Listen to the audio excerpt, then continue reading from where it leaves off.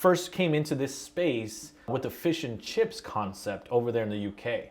So, you know, just fish and fries, right? He had like an unlimited fish and fry. 5 years ago is when I found out that it wasn't actually chips. Right? I didn't know either for the longest time.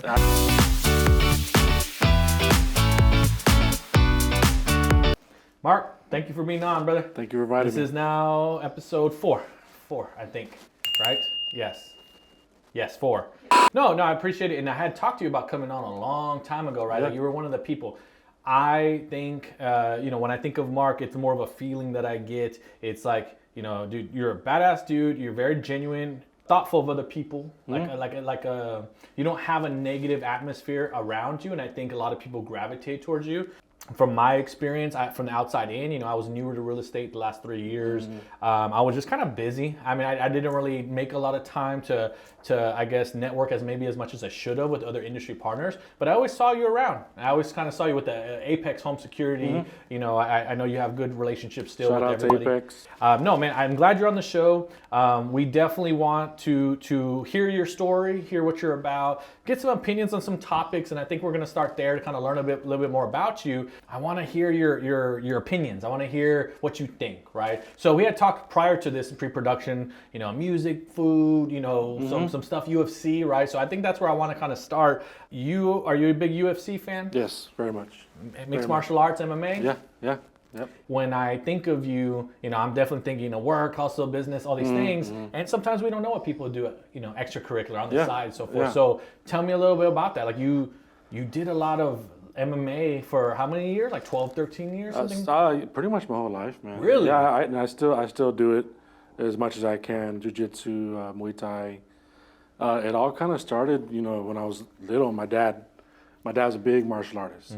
I have this picture, and I'll send it to you, of this kind of like handmade, like, I don't even know what to call it, but my dad, growing up, you can stand at a doorway, and literally, my dad can put his leg at the door. So he's literally standing straight up like this. I don't know if you remember back in the day, channel 19 and 20 used to be kind of like a San Antonio local business. It was, right? Kind of channel. Oh, my dad and his friend Ben Rocha, I always remember that name. They had like this karate dojo. They would be teaching like on channel 19 and 20. So when I'm at home, I was watching it. I remember my dad, Van Damme, Bloodsport. Yeah. Kickboxer. My favorite movie. I like a lot of Van Damme movies. Van Damme was also my childhood favorite. Yeah, I still watch that, you know, to this day. My favorite movie of all time is called Only the Strong. Only the Strong, yep. It's a capoeira movie, and it's actually the dude from Iron Chef. Are you watching now? Yeah. So I love that movie too. Just my whole life, you know, being a ninja and Halloween. Ninja Turtles, I have a picture of me and my sister Halloween. Awesome. She was a cat and I was a ninja. So everything is my whole life. Dude, you just brought me back on that one. Yeah. I'm going to go back and watch that for sure. I Only the Strong, I remember that. I mean, again, all Van Damme movies. And during his season of time, for sure, he was... you know, amazing as an actor. He had almost like a season like the way Arnold Schwarzenegger did, right? Arnold did a lot of movies in a short time span where we just couldn't help. And Van Damme had his own segment that was like that, right? And I know a lot of people know Bloodsport. You know, I think that's a big one. I literally watch that probably about 2 times a month. And besides all martial arts, fighting and training in general has been part of my whole life. And my dad did it, you know. My dad's my Superman. So like just naturally wanting to follow your dad's footsteps. Of course. Just I always remember like the scene in Bloodsport where he's doing the wheel kick. He's just standing there doing that. My dad used to randomly just do that. He'd just come up to me and just start kicking over my head. I remember that. Yeah, over the head. Just a little practice over and over again. The reason I ask you, there was headline news recently. It was kind of funny. You obviously know Dana White, right? The owner, so forth. Has an awesome story himself too. Yeah, we talk about motivating. entrepreneurship. He actually has a pretty cool story that I think people see him for the UFC. Just the guy that's, you know, at the fight, you know, trying to prep and hype up the fight, separating people. But he has an awesome business mindset. Yeah. You know, he does a lot in investing. He has a lot of different, you know, hands in different Even pots. Fertitta Brothers. Yeah. There's this little caption right there. You see secret juice. You know what I'm talking about? Paulo Costa? Yes, he already knew the segment. So he posted this picture here recently. Yeah. This guy is jacked. Yeah. You know, he's doing good.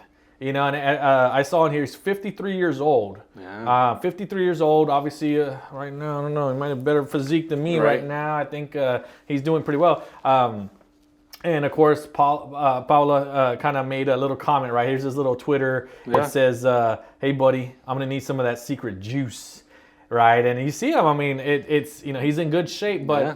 I mean, it's not anything that I think, you know, secret juice probably yielding to this. I mean, you know, obviously he's around a lot of fitness. He's in the UFC. It is definitely an extreme sport. And their facility.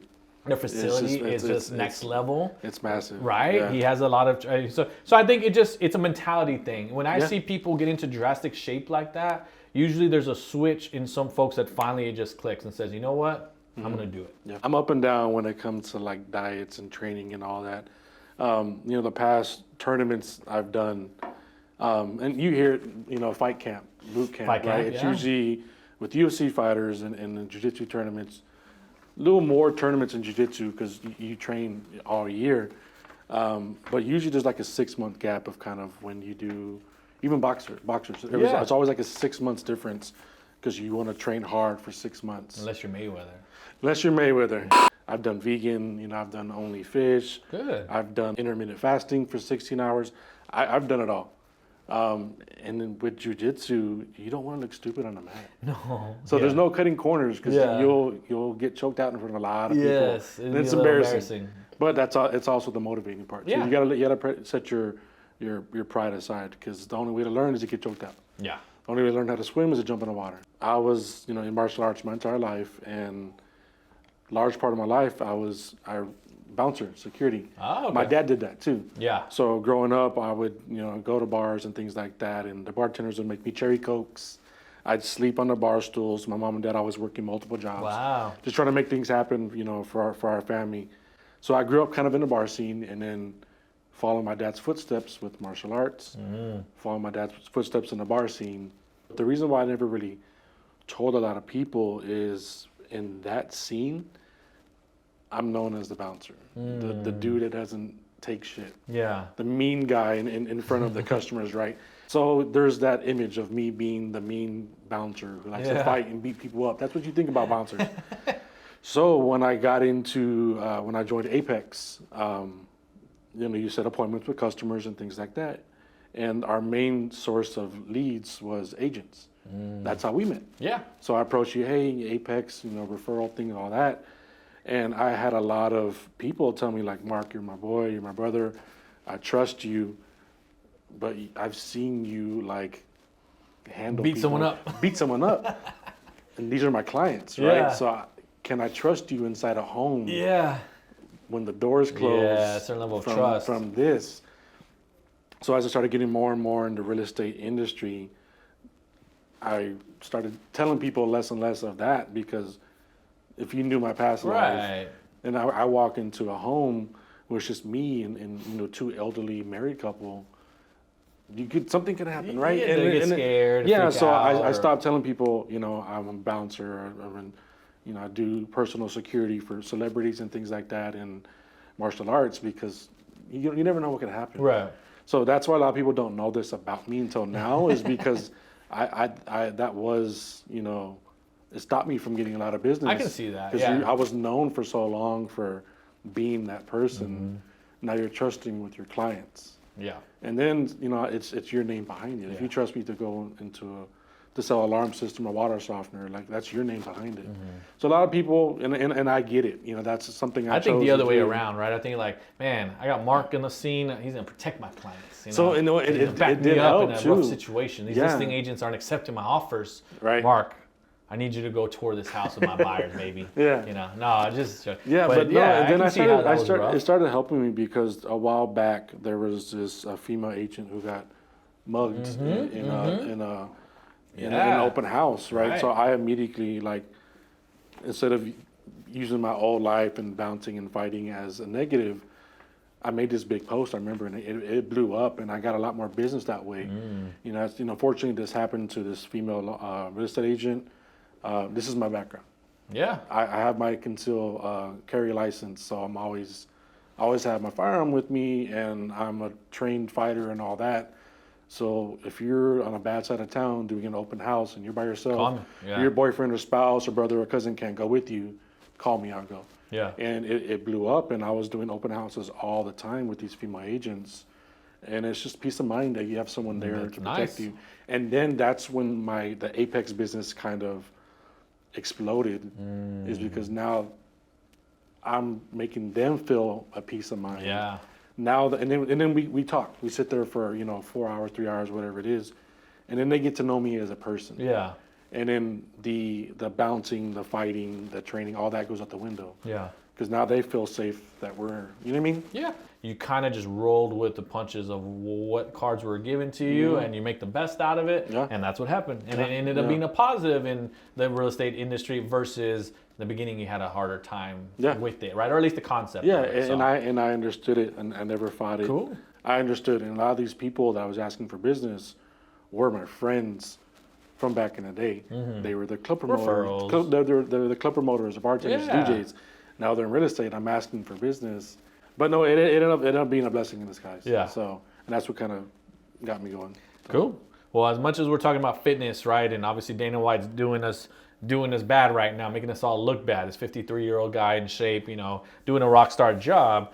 It's hard for me to get back into that, even me in the prior fitness industry, because I like food. Another headline, another segment that we were going to talk about. There was a food story that came up with Gordan Ramsey.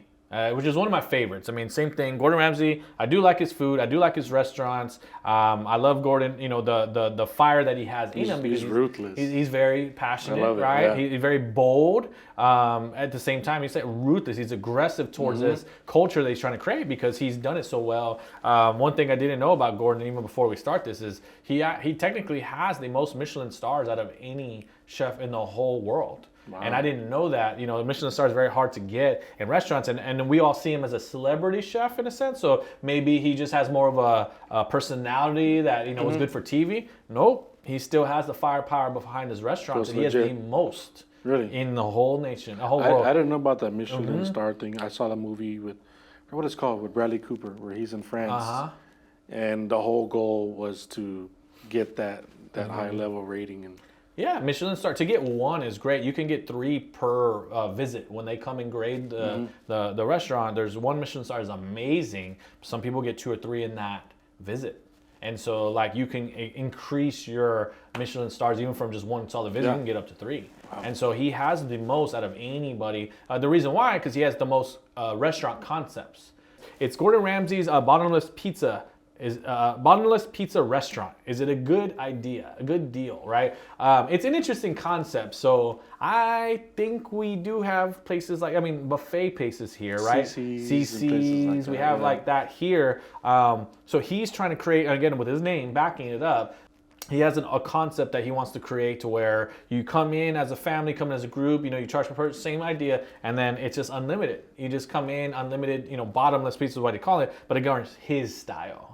Right, so maybe a little bit more gourmet, so you're not feeling so, football game pizza, right, real quick, cheap, easy. It's going to be a little bit more gourmet style. So you think it's a good idea? You think he's going to kill it? You think it's going to fail? I think probably because, for his name behind it, his brand, his image, it's probably going to be a high price. I think there's going to be nothing cheap about it, right? And he doesn't put cheap on his name. And no matter how much you can eat, you can only eat so much bread.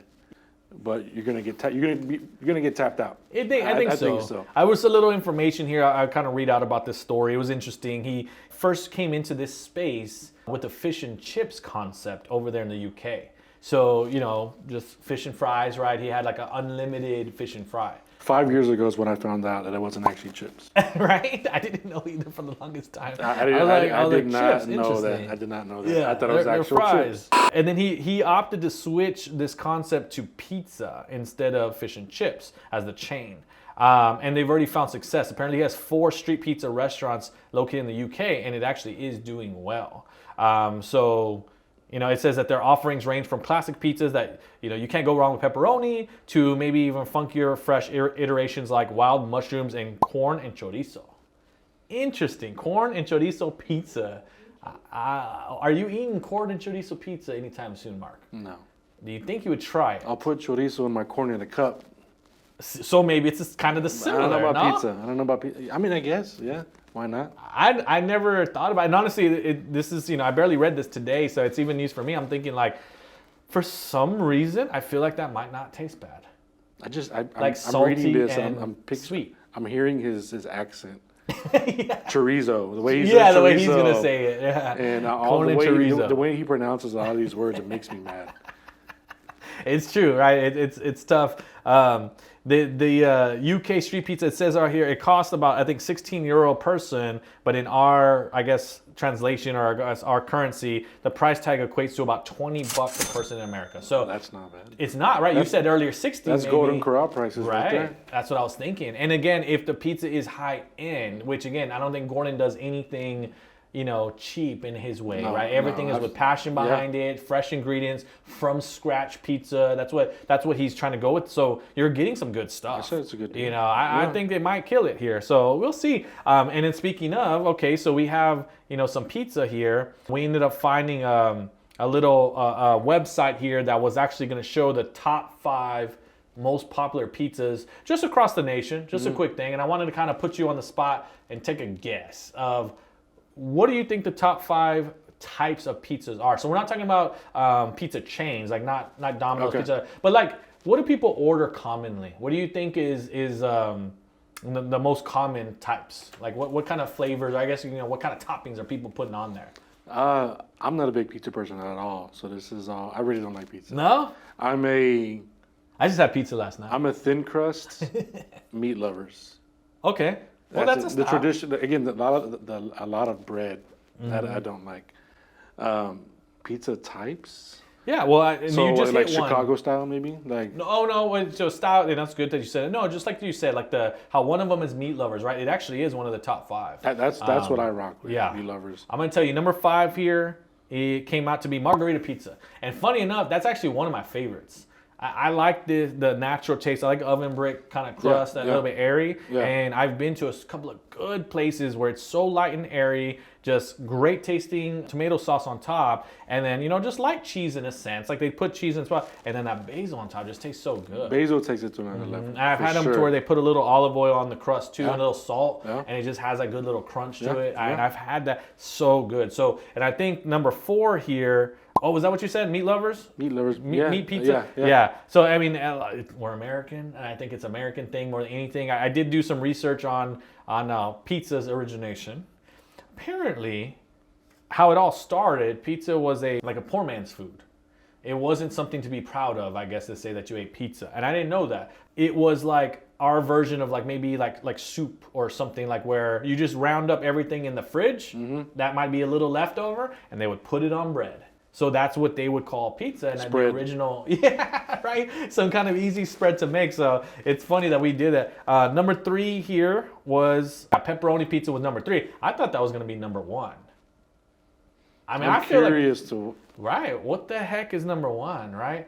If it has pineapples, I don't know. No, I actually like pineapple on pizza. Yeah, it's not bad. I've eaten it. It has to have jalapeno. Number 2 here. Mushroom. Oh. Yeah, veggie pizza has mushroom on it. Yeah, and that freaked me out because I don't know I've never even been anywhere with anybody that's asked for a veggie pizza. But somehow that's number 2. Is that you, Savannah? You're a veggie pizza? I wouldn't not eat it, but that's a lot of greenery on there, and I feel like I would want it a little bit more baked. Like it's a lot of freshness there. The olives ruin it for me. Yeah, I actually like olives. I hate olives. I'm good with that. I like the watery tomatoes kind of bother me. I wish they didn't have the seeds in there or whatever. Number 1.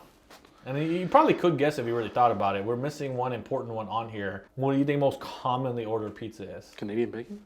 Ooh, I like Canadian bacon. Sausage? It's in there. Sausage? It's in there, but it's not. It's not it. Do you ever watch Home Alone? Yeah. What is the one that he ate or everybody ate and never gave to Kevin? The very first. Just cheese scene. Pizza? Yeah. Regular cheese pizza? Yeah, it's funny that you know that. Wow. Yeah, cheese pizza is the number 1 ordered pizza. That's always like the last pizza left over at like parties and stuff. Yeah, nobody wants the cheese pizza. Nobody wants the plain one, right? We're thinking again. I think it's an American thing. I think it's us like we want to stack our orders and get the best value per the buck, right? I guess what's the guy from Barstools? That's what I was just going to say. He only does cheese pizzas. He does cheese pizzas only to judge because it's judging the bread, the sauce, and the cheese. Yeah. And that's a good way to judge, like, good fresh pizza. If it's, more bar food pizza or if it's a gourmet pizza, that's how he judges them. Okay, so final segment here.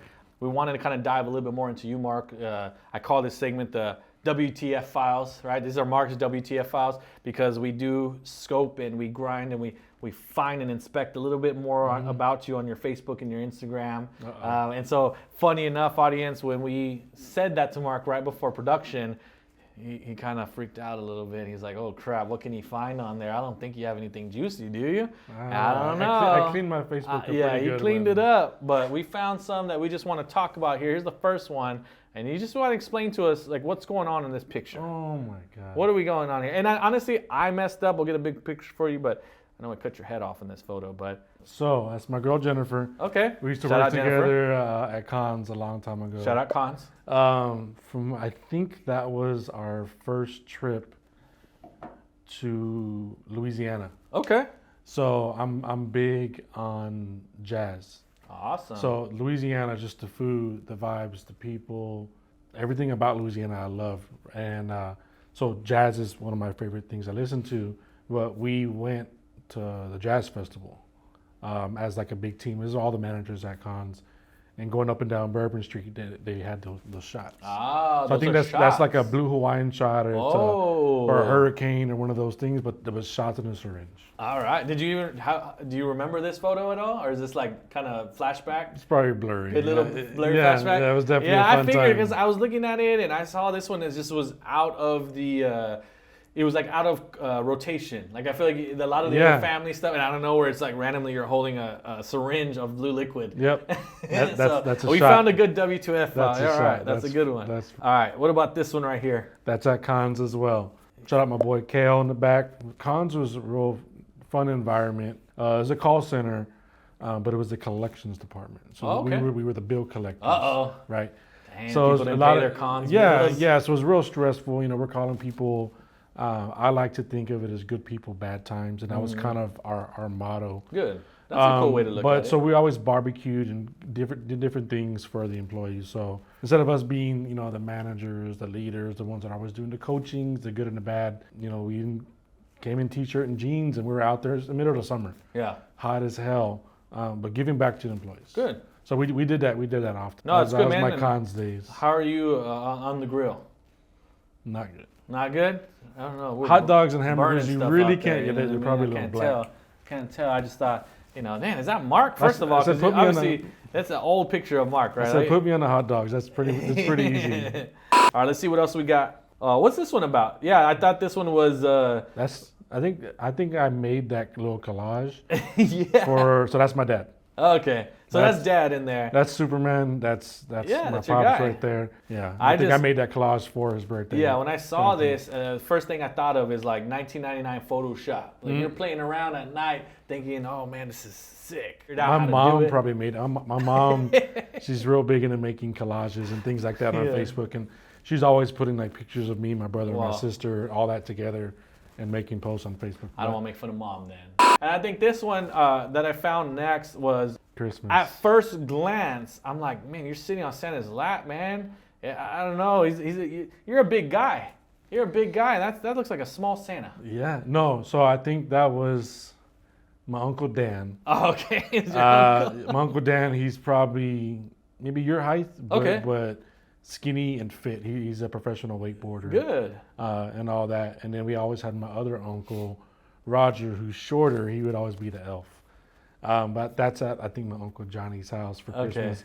So my family's real close. During holidays, we all get together. Everyone's drinking wine. And we still do the Santa thing, man.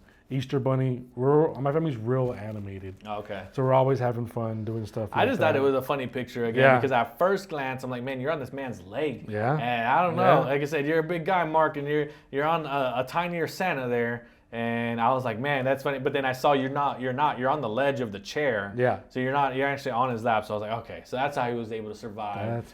This last one, I think it was a little bit more inspiring. It happened here recently. And I wanted you to tell us a little bit about it because I know you told me this. This was pretty cool. So I think this is your birthday, right? That just passed. Yeah, August 9th. That was my Tell me a birthday. little bit about what's going on in there and the impact that was made and how this all came about. Yeah, so I've always been a giving person. Always been a giving person, and we didn't grow up with much, right? And I remember, just always remember, going to WIC offices and food stamps and all that. And this year, usually for my birthday, I always get my friends together. It's like trauma, something like that. But this whole year, I've just been on another level as far as positivity and getting into church and more involved with church and reading the Bible and all that. And I decided that, and the guy in the bright shirt to the right with the glasses. Okay. That's my boy Desmond. Shout out Desmond. Shout out Desmond. Shout out Desmond. So we'll tag him in this. the van behind it is Faith. It's his van. It's Faithbound Street Ministries. Okay. So Faithbound. he's a recovering alcoholic, and God and church changed his life. So him and his wife, who fortunately passed away recently, but she started that nonprofit Faithbound Street Ministries. So they dedicate their lives to feeding the homeless. Okay. For my birthday this year, I want to do something different. Basically what we did is I started a fundraiser on Facebook. We raised in total with raising and then people paying out of pocket there, close to $4,500. Wow. That we raised. And we went and bought as many $100 HEB gift cards as we can. And then we just walked around, the cash registers, and we just blessed people. Wow. And so you can see on the bottom left, that's me helping a single mom with 2 kids. She actually has 3 kids. One just went to the Navy, but her husband passed away during COVID. Wow. So obviously, she's struggling and things like that. So, we just looked out for people who needed help, right? Naturally, we look for the single mom with kids and things like that. But overall, we just wanted to bless people. Good. And it was a big story. And then they end up surprising me with the birthday cake, the store manager. But yeah, man, we just got together and we raised about almost $4,500. That's awesome, man. And we just blessed everybody, just walking through. Yeah, that's a cool idea, right? So it was your birthday. Instead of getting things, you wanted to give back. Chose the HEB, saw a lot of families in need, got a group, good group of people together, because it wasn't just you. That was the other cool part. There's other people that stepped into this process and helped out, gave back, and that's what it's all about. You guys paid it forward, and that gratification, like you told me, there's a lot of fulfillment in there at the same time. I mean, I like when people do things like this. Of course, like I'm looking to do the same thing in a lot of future endeavors that I have. That we really do need to give back and take care of our city, take care of our people. That was a good start to this momentum, even for me, right? That's what I see when I look at this. I'm like, man, he's doing it. I got to do it. I got to do something. And we're only doing things to match each other or copy each other in a sense for a good cause. Like, it's not anything negative. We're doing things for positivity. Yeah, and I struggled with that, with the whole just video thing. Yeah. I talked to a couple people in this picture, and I was really struggling on doing a video. Yeah. But anything I do, this was solely to inspire people. Yeah. And I still get calls from some of the people in the picture, just random calls, just they think about it again, and they want to. It changed their perspective on life, and I'm all about giving back to the community. And again, we didn't grow up in the best circumstances, but my parents always made it happen. So I remember groceries and food was always something we didn't have a lot of. Yeah. So to be able to grow up and not having a lot of food and groceries for your family, this is why I wanted to give it out. Yeah. And we met so many people, and just the stories that the people you meet, and you never know until you interact with somebody. And Desmond, again, really changed the way I view, because I used to be that person, pull up to a stoplight and you see a homeless person there and I roll up the window. Or I pull out my phone and act like I'm talking to somebody, but I wasn't.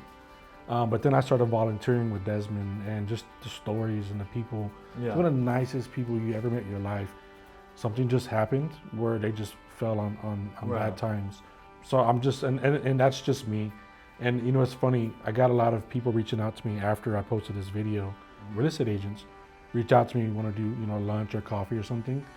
And it ended up being not about business then, but they just wanted to they wanted to know if I was a person that I portrayed myself. Yeah, like who On was Facebook. on there. Facebook's a lot of, you can be fake or whatever. And that's honestly me. Anybody who knows me, that's from my heart. That's awesome. And that's why I said, even in the beginning, that's one of the reasons I wanted you on. Yeah. You're good-spirited, very genuine person. And I was like, wow, this guy's a nice guy. You already helped me out in such a short time span with a lot of different ventures that we have going on, or, even just a small little inspirational talk. So I thought that was cool. And for sure, that's why I wanted to bring this up at the end, right? Because I'm like, wow, we get a little personality out of you and understand what your thought processes are on some of the background and, the bouncer and the UFC and then pizza and then all these things and, all the. But this is a way to kind of recap that and say like, wow, overall, very good heart. And that's awesome, man. I wanted to give you that shout out and say, I even appreciate that you did that because that just means a good thing. And I honestly appreciate your vulnerability about not filming it because I see where you're coming from with that. I struggle with that a lot. Just not to put it out there to brag in any type of way, shape, or form. It's just a random act of kindness and it was good. And it helped a lot of people. Like most of them told me like $4,500 my next birthday, this is what I'm gonna do. I'm no longer gonna go pop bottles at the club. And there's nothing wrong with that. Right. But once you experience something like this, it changes your way of seeing things. And that's cool, man. I heard a quote, I don't know where it's from, a long time ago, and I've even posted some of my posts. And I live by it. Change someone's life, I promise it'll change yours. And everyone reached out to me, when's your next event? When's the next fundraiser you're gonna do? And I'm working on something big. Good. And I'm gonna make a post about it. Yeah, let me know. We're obviously always down to support. So it's something to give back to the community, and this is with kids. Good. And this is something that I grew up with, which is why this next fundraiser is gonna be really good. So I'll announce it soon. Heck yeah.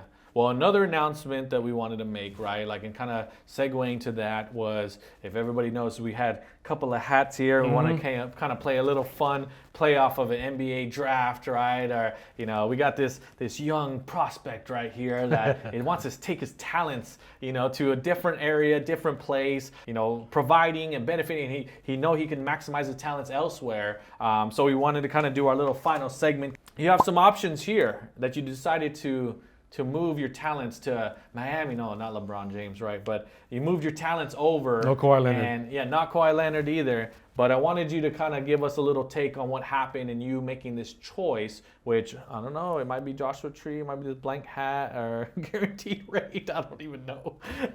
But I want you to kind of tell us what happened, who did you choose, and why? Guaranteed rate.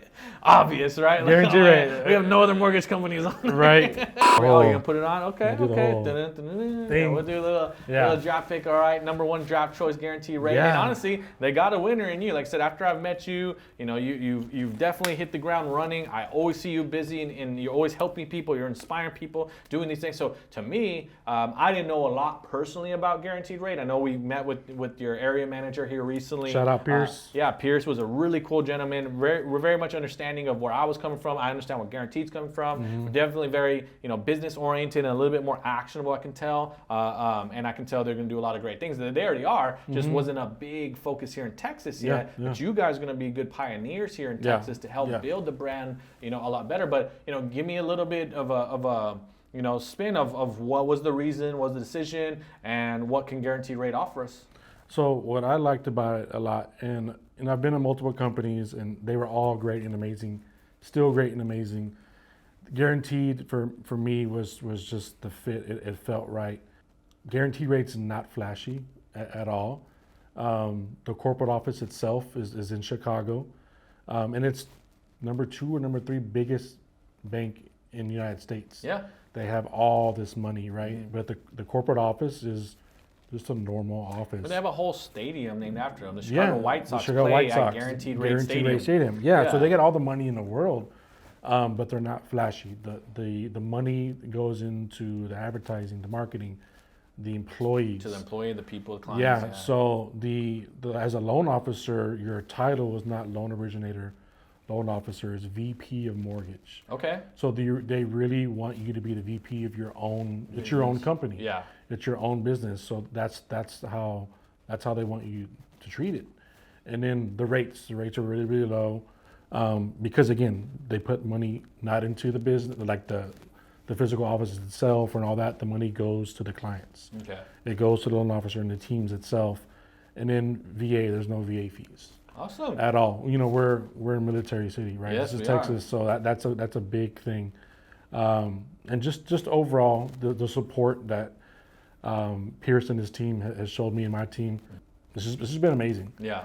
And you know, a lot of people will treat you right in the beginning, and then they got you, and then that goes away. Yeah. Not at all. Pierce is our area manager. He's in charge of all of Texas, but he's here and he's texting me at all times. Hey, you good? And anything you need, and just the training that we've gone through so far, is amazing. Awesome. It's amazing, and I'm super excited about this. It says a lot that you went there, right? Coming from such a good spot, like I said, a good heart that you have. So obviously you had some choices out there, and I know we try to make a little fun play off of it, but you really did have some choices out there to make. Yeah, I had a lot of people reach out. You know, you're a good talent to have been picked up, and I know that you bring a lot of value to real estate agents, you know, any industry partner. You bring a lot of time because you're connecting a lot of dots for us, but Guarantee Rate is where you chose, so naturally we 100% respect it. We're definitely a big supporter of you, man. I think you made a huge impact for everybody so far, and like I said, I was excited for you to come in. If you had to leave today's episode with some kind of message that you want to put out there for any young aspiring agent, even young entrepreneur, somebody that may be even new to using you guys at Guaranteed Rate, what message would you put out there for people to? Just show love, man. Just show love, support people. I made a little post today actually with those 3 pictures, and there's a quote that I saw is, people don't buy what you do, they buy why you do it. I love that. And that really hit me. Just being a good person, man. Yeah. Just with this industry and this day and age, there's a lot of like negativity, and it's just about just being positive. Just always supporting people no matter what, and just showing love overall. I think that's what's kind of helped me build my name. Is just showing love to people, always supporting people, trying to connect the dots with people, introduce people, and just being a good person. Yeah. And that's me. That's not anything I'm doing to get business or to be fake about. That's just me. Yeah. Just show love to people and be good. Okay. And you'll be What's good. that quote again? People don't buy what you do, they buy why you do it. There we go. All right. I appreciate it, Marc. Thanks for coming on. Yes, I think sir. that's a wrap. I appreciate you coming through. Here we go. Episode 4.